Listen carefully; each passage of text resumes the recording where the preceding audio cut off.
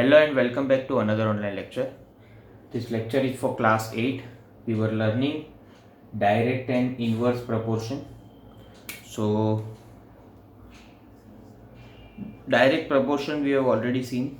In today's lecture, we are going to learn about inverse proportion. Inverse proportion. Okay. So, what is inverse proportion first of all? So if there are two quantities, अगर दो quantity है, let's say x and y. So if they are inversely proportion, if they are in inverse proportion, first of all we write it like that. This x is inversely proportion to x is in inverse proportion with y. Okay. So इसका मतलब क्या होता है? Indirect inverse proportion means if one quantity increases, another one decreases. If one quantity increases, another one decreases, or if one quantity decreases, another one increases. Okay, means एक quantity कम होगा, दूसरा increase होगा, बढ़ेगा, and एक quantity का ज़्यादा बढ़ेगा तो दूसरा quantity कम होगा. इसका एक एग्जांपल देता हूँ, best example. Distance is inversely proportion to time. Distance is in inverse proportion with time. Means आप सिंपल लॉजिक लगाओ कि जितना आप ज़्यादा डिस्टेंस कवर करोगे उतना speed is in inverse proportion of time. Okay. So आप जितना स्पीड आपका ज़्यादा होगा उतना टाइम आपको कम लगेगा.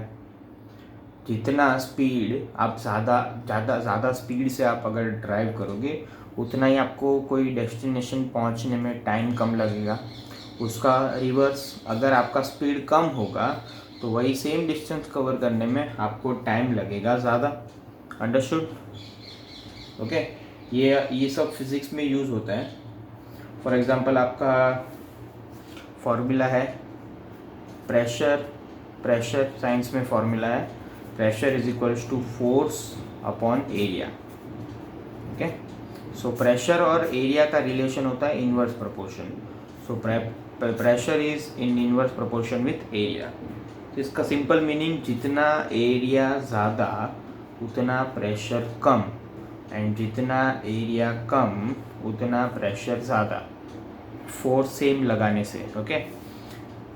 So whenever there are three quantities and if I take relation between these two quantity, third one automatically becomes constant. For example, यहाँ पे सेम फोर्स की बात चल रही है कि सेम फोर्स से मैं अगर मैं कम एरिया पे लगाऊं तो प्रेशर ज़्यादा लगेगा. वही सेम फोर्स अगर मैं ज़्यादा एरिया पे लगाऊं तो प्रेशर कम लगेगा. सो आपको एग्जांपल देता हूँ. Suppose if I press this is your area. ये स्केच पेन का जो एरिया है सर्कुलर, वो if I put it on my hand तो ये pressure, I am applying the force, तो इसके ऊपर कुछ प्रेशर लग रहा है. ठीक है. Now if I remove this, now this is your nip. now this also has a area. तो इसको अगर मैं प्रेशर करूँ, ठीक है, तो ये this will hurt me, right. So यहाँ पे देखो एरिया कम हो गया, प्रेशर बढ़ गया, फोर्स तो वही सेम लगा रहा हूँ मैं हाथ से, राइट. और यहाँ पे ये एरिया ज़्यादा प्रेशर कम, यहाँ पे एरिया कम प्रेशर ज़्यादा. So that is basically inverse proportion. Okay. Now we are going to solve some of the problems based on inverse proportion. Inverse proportion में बेटा क्रॉस मल्टीप्लिकेशन से आंसर नहीं आएगा. यहाँ पे क्या होता है, मैंने बताया था, हम लोग ने क्या सीखा था डायरेक्ट प्रोपोर्शन में कि if they are in direct proportion x upon y will be equals to constant. यहाँ पे if suppose x and y are in inverse proportion, x into y will be equal to k, means उनका multiplication will be constant, दोनों quantity का multiplication will be constant. So let us take example on a page number 212. Question number 7 is given. 6 pipes are required to fill a tank in 1 hour 20 minutes. Okay, how long will it take if only 5 pipes of the same types are used? तो ये question देखो, question exam में ये नहीं बोलेंगे कि वो direct proportion का इनवर्स प्रोपोर्शन का है, that you need to figure out. 6 pipe लगाए टैंक में, इट टेक्स 1 hour 20 minutes. अगर मैं पाइप की क्वांटिटी कम कर दूँ तो टाइम ज़्यादा लगेगा of course. So this is inverse proportion. यहाँ पे number of pipes versus time की बात चल रही है. So number of pipes versus time. Okay, so 6 pipes है, तभी कितना टाइम लग रहा है? 1 hour 20 minutes. 1 hour 20 minutes. तो 5 पाइप्स लगाएंगे तो कितना टाइम लगेगा? That is your question. So now according to inverse proportion relation I can say x y equals to constant ना, सो आई कैन से x1 y1 equals to x2 y2. अभी x1 y1 क्या होगा? तो number of pipes suppose मैं ले लेता हूँ x1, सो उसके सामने का टाइम विल बी y1. तो नंबर ऑफ पाइप यहाँ पे दूसरा पाइप है तो दूसरा नंबर ऑफ पाइप्स है तो x2, उसके सामने का टाइम विल बी y2. तो मुझे क्या मल्टीप्लाई करना है? 6 इंटू दिस और 5 इंटू दिस. ओके, ये क्वेश्चन मार्क की जगह पे लेटर से it is y, directly y2 ही मैं बोल रहा हूँ. तो 6 multiplied by 1 hour 20 minutes equals to 5 multiplied by y2. Now 1 hour, instead of writing 1 hour 20 minutes, I will convert it into minutes. 1 hour is equals to 60 minutes. 60 plus 20 will give you 80 minutes. So minutes में ही direct answer आ जाएगा हमारा. And 5 goes here and y2. So यहाँ पे 16. So it will be 96 minutes. So y2 equal to 96 minutes. Now r plus minute में convert करते हैं तो 60 plus कितना करेंगे तो you will get 96, so 36. So it will be 1 hour 36 minutes. देखो पाइप कम किए टाइम ज़्यादा लगा. Understood? So that is inverse proportion.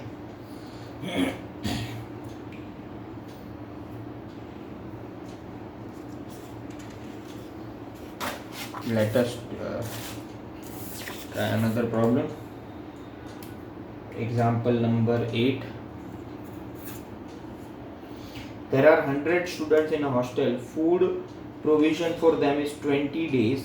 How long will this provision last if 25 more students join the group? Okay. So यहाँ पे number of students है and number of days है. तो 100 student के लिए 20 डेज है, तो 125 स्टूडेंट्स के लिए ऑब्वियसली कम दिन होंगे. सो ये भी इनवर्स प्रोपोर्शन का क्वेश्चन है. So number of students versus है number of days. So 100 students के लिए 125 डेज. सो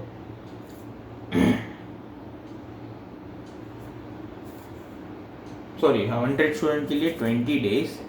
सो 125 स्टूडेंट्स के लिए how many days? So let us से x डेज.